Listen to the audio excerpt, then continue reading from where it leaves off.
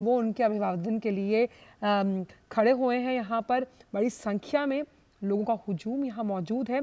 और ये जो तस्वीर हम आपको दिखा रहे हैं सूरत से, इस तरह की कई तस्वीरें हम इस मंच से साझा कर चुके हैं। जब भी प्रधानमंत्री का काफिला गुजरता है तो उनके अभिवादन के लिए, उनके स्वागत के लिए, उन्हें प्यार करने वालों का और उन पर विश्वास जताने वालों का ये जो लोगों का हुजूम है वो हमेशा उनके स्वागत के लिए खड़ा रहता है। और प्रधानमंत्री भी अभिभूत रहते हैं उनके इस वात्सल्य से, उनके इस प्रेम से, उनकी इस करुणा से। और यहाँ पर हम देख पा रहे हैं कि प्रधानमंत्री का ये जो रोड शो है, अभी कुछ देर पहले प्रधानमंत्री ने जो एकीकृत टर्मिनल है उसका उद्घाटन किया।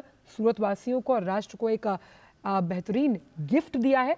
इसे डायमंड सिटी कहते हैं, लेकिन प्रधानमंत्री की तरफ से गिफ्ट दिया गया है कि उस टर्मिनल को राष्ट्र को समर्पित किया गया। और यहाँ पर इस काफिले के स्वागत में लोग मौजूद हैं और प्रधानमंत्री इस रोड शो के जरिए लोगों से अभिवादन करते हुए नजर आए। वो गाड़ी में बैठकर लोगों के अभिवादन का जवाब दे रहे थे। ये तस्वीरें उस एकीकृत टर्मिनल भवन की जिसका उद्घाटन किया गया था। वापस चलते हैं विशाल के पास। विशाल, आप अपनी बात पूरी कर रहे थे, एक बार अपनी बात पूरी कीजिए जिसमें हम चर्चा कर रहे थे कि ये फिर से ले चलते हैं रोड शो की तस्वीरें, जहां प्रधानमंत्री को देखने के लिए लालायित लोग यहाँ पर उनका अभिवादन कर रहे हैं, उनका स्वागत कर रहे हैं। और सूरत महानगर में जिस तरह से लोगों का प्यार है, प्रधानमंत्री भी हाथ हिलाकर लोगों के प्यार और वात्सल्य का जवाब देते हुए उनके अभिवादन को स्वीकार कर रहे हैं।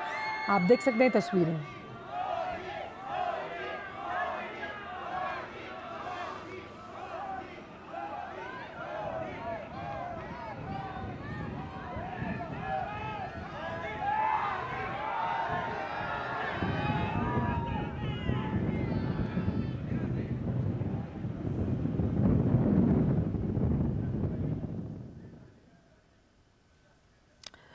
विशाल के पास वापस चलते हैं। तस्वीरें हम आपको दिखाए थे रोड शो की, ये वापस दिखा रहे हैं जब प्रधानमंत्री ने इस एकीकृत टर्मिनल को राष्ट्र को समर्पित किया। विशाल, तो पर्यावरण की चिंता भी हमेशा से प्रधानमंत्री के मन में रहती है कि अगर हम आर्थिक प्रगति के पथ पर दौड़ रहे हैं तो पर्यावरण पीछे नहीं छूटना चाहिए।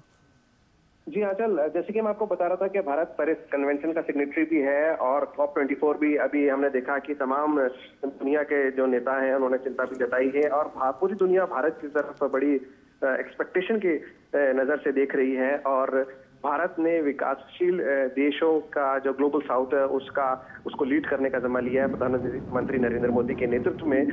और ये तमाम चीजें इसलिए हो रही हैं क्योंकि जो कार्बन फुटप्रिंट है, इंडिया ने उस पे कहा है कि हम इसको कम करेंगे। और 2030, 2050 अलग अलग इसमें माइलस्टोन्स बनाए गए हैं। और उसके हिसाब से भारत चाहता है कि ज्यादा से ज्यादा कार्बन एमिशन कम हो, और इसलिए सोलर एनर्जी और रेन वाटर हार्वेस्टिंग पर ज्यादा से ज्यादा ध्यान दिया जा रहा है। क्योंकि पानी बहुमूल्य है और उसके अलावा जो एनर्जी का कंजम्पशन है, वो जब भी कोई नई चीज बनती है, एक्सपेंशन होता है, तो उसमें एनर्जी का कंजम्पशन बहुत ज्यादा बढ़ जाता है। तो हमने ये तय किया है प्रधानमंत्री नरेंद्र मोदी के नेतृत्व में कि सोलर एनर्जी को ज्यादा से ज्यादा इस्तेमाल किया जाए। इंडिया ने, भारत ने सोलर अलायंस भी बनाया जिसमें 100 से ज्यादा देश उसके सिग्नेटरी भी हैं, मेंबर भी हैं। और विशाल, क्योंकि हम यहाँ पर अपने दर्शकों को वो तस्वीरें भी दिखा रहे हैं, एकीकृत टर्मिनल की तस्वीरें तो दिखाई, साथ ही साथ प्रधानमंत्री का जो ये रोड शो है जहाँ पर लोग उनका जमकर स्वागत कर रहे हैं, उनका अभिवादन कर रहे हैं, उनसे प्यार करते हैं। और ये तस्वीरें लाइव तस्वीरें हैं जो आप इस मंच से हम साझा कर रहे हैं। प्रधानमंत्री का सहज, सरल और स्वाभाविक तरीका संवाद करने का, और साथ ही साथ जो उनकी स्ट्रॉन्ग पॉलिटिकल विल है, वो तमाम ऐसी योजनाओं को क्रियान्वित करने के लिए मार्ग प्रशस्त करती है। विशाल, बिल्कुल ठीक कहा आपने। और नदी के किनारे बसा है, वहाँ पर सुबह से ही काफी लोगों की भीड़ जमा होने लगी थी जब उन्हें पता चला कि प्रधानमंत्री नरेंद्र मोदी यहाँ आ रहे हैं। बड़ा प्रधान उनको कहा जाता है। और एक छोटी सी बच्ची को हमने देखा जिससे हमने बात भी करी। उन्होंने कहा, गुजराती में उसने कहा कि मेरे काका आ रहे हैं यहाँ पर, उनको मिलने के लिए मैं आई हूँ, उनको देखने के लिए मैं आई हूँ। तो प्रधानमंत्री नरेंद्र मोदी जहाँ पर भी जाते हैं वो लोगों को इंस्पायर करते हैं। और उनका एक अपना स्टार अट्रैक्शन है, लोग उनको देखने के लिए आते हैं। और यहाँ पर जब टर्मिनस पे भी यहाँ पर जो स्टाफ था उनको बड़ी उत्सुकता से देख रहा था। उन्होंने हाथ हिलाकर उनको बोला ऑल द बेस्ट। उनको एकदम से चार्ज कर दिया कि आप जो नया पड़ाव अब हम शुरू करने जा रहे हैं सूरत से, उसके लिए आपको शुभकामनाएं और आप पूरी तरह से तैयार रहो। और बाहर जो लोग हैं, छोटे से बच्चे से लेकर नौजवान और बुजुर्ग महिलाएं तक, सब प्रधानमंत्री को देखने के लिए जमा है। इस रोड शो के जरिए हम ये भी देख पा रहे हैं विशाल कि इसमें हर वर्ग का और हर आयु वर्ग के लोग शामिल हैं, बच्चे, बूढ़े, क्या जवान, क्या महिलाएं। और ये प्रधानमंत्री को देखने की एक प्रधान सेवक के तौर पर वो अपना जनप्रतिनिधि मानते हैं उन्हें। ये उस भावना को और उनके उस विश्वास को और मजबूत करता है कि उनके लिए कोई है जो काम करना चाहता है और काम कर रहा है। ये जो भावना है, प्रधानमंत्री ने एक रिश्ता बनाया है और वो अब लोगों को भारतवासी नहीं, वो परिवारजन बोलते हैं जहां पर भी वो जाते हैं, और सभी लोगों को अपने परिवार का हिस्सा वो मानते हैं और एक रिश्ता बना लेते हैं। और गुजरात से हम सब जानते हैं कि प्रधानमंत्री का बहुत पुराना नाता रहा है, इसलिए गुजरात जब भी प्रधानमंत्री आते हैं तो यहाँ के लोग अपना सबसे ज्यादा हक समझते हैं। हालांकि वो देश के प्रधानमंत्री हैं और पूरे देश को उन्होंने अपना परिवार बोला है, लेकिन गुजरात से उनका खास नाता है। और यही वजह है कि हर उम्र का इंसान, चाहे वो महिला हो या पुरुष, छोटी सी बच्ची हो या नवयुवक हो, उनको देखने के लिए सुबह से लोग यहाँ पर जमा होने लगे थे। और एक छोटा सा रोड शो रखा गया है एयरपोर्ट से लेकर 1-1.25 किलोमीटर के स्ट्रेच तक, और उसके दोनों तरफ लोग बड़ी उत्सुकता से उनको देखने के लिए आए हैं। लोग कलाकार नाचते हुए, गाते हुए उनका स्वागत कर रहे हैं।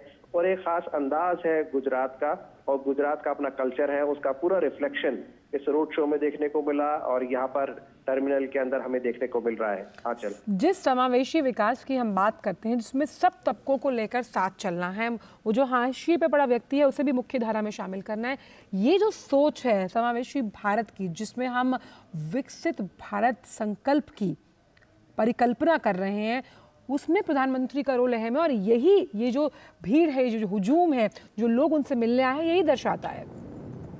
बिल्कुल आंचल, और जब हम इंक्लूसिव डेवलपमेंट की बात करते हैं, जैसे आपने समावेशी विकास कहा, उसमें सभी वर्ग के, समाज के सभी वर्ग के लोगों का विकास होना चाहिए। और भीड़ में खड़ा हुआ जो आखिरी व्यक्ति है, उस तक सरकार की जो योजना है, सरकार का ने जो विकास के काम कार्य किए हैं, जो बदलाव आ रहा है समाज के अंदर, जो बदलाव आ रहा है अर्थव्यवस्था, भारत तीसरी सबसे बड़ी अर्थव्यवस्था बनने की ओर अग्रसर है, तो ये तमाम चीजें इसलिए की जाती हैं ताकि उससे देश के लोगों का फायदा हो, और तभी हमारा भारत विकसित भारत बन पाएगा, तभी हमारा भारत श्रेष्ठ भारत बन पाएगा। और जो 2047 तक हमें विश्व गुरु बनने की हमने जो कल्पना की है, जो प्रधानमंत्री ने परिकल्पना पूरे देश को दी है, उसकी ओर हम तभी अग्रसर होंगे जब हम इंक्लूसिव डेवलपमेंट को लेकर आगे बढ़ेंगे।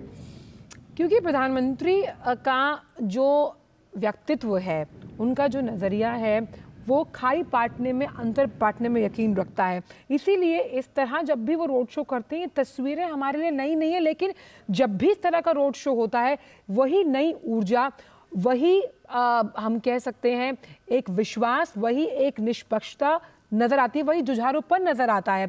और ये इस बात की तस्दीक करता है कि लगातार जो प्रक्रिया है सरकार की, प्रधानमंत्री की तरफ से, उसमें लोगों का विश्वास कायम है।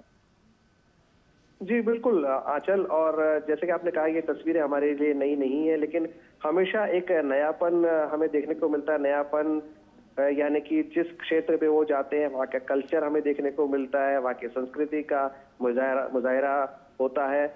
और उसके अलावा जो लोग हैं वो जिस आत्मीयता से मिलने के लिए आते हैं प्रधानमंत्री से, वो ये बताता है कि क्यों प्रधानमंत्री दुनिया के सबसे चर्चित चेहरे में से एक हैं, और कैसे वो तेजी से ग्लोबल लीडर की तरफ बढ़ते चले जा रहे हैं। और ग्लोबल साउथ का लीडरशिप तो प्रधानमंत्री नरेंद्र मोदी कर रहे हैं, और डेवलप्ड कंट्रीज भी प्रधानमंत्री नरेंद्र मोदी की तरफ काफी उत्सुकता से देख रहे हैं, काफी एक्सपेक्टेशन से देख रहे हैं।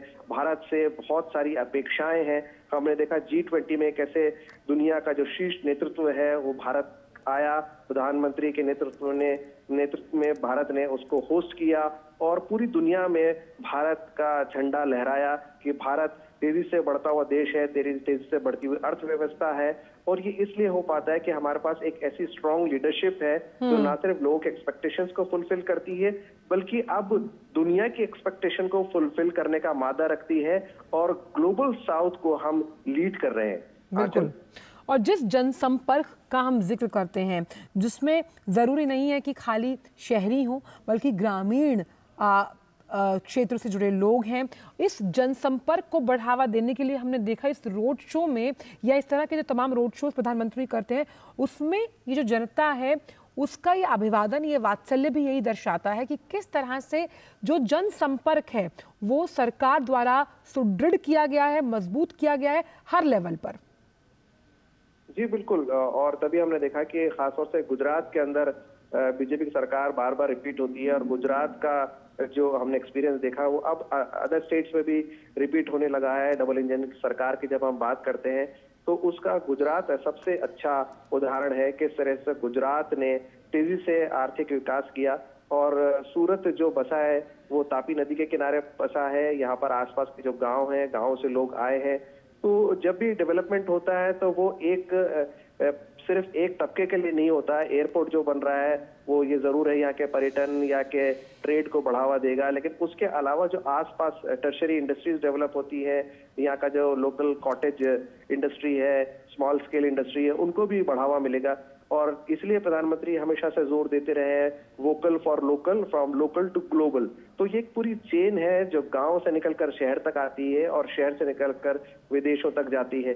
तो जब ये आर्थिक विकास होता है, जब ट्रांसफॉर्मेशन होता है, जब सोशल अपलिफ्टमेंट और डेवलपमेंट होता है, तभी हर समाज के हर व्यक्ति को उसका फायदा पहुंचता है, और तभी वो लोग जाके वोट डालते हैं उस नाम के पीछे जिसको ये कहा जाता है कि ये मोदी की गारंटी है।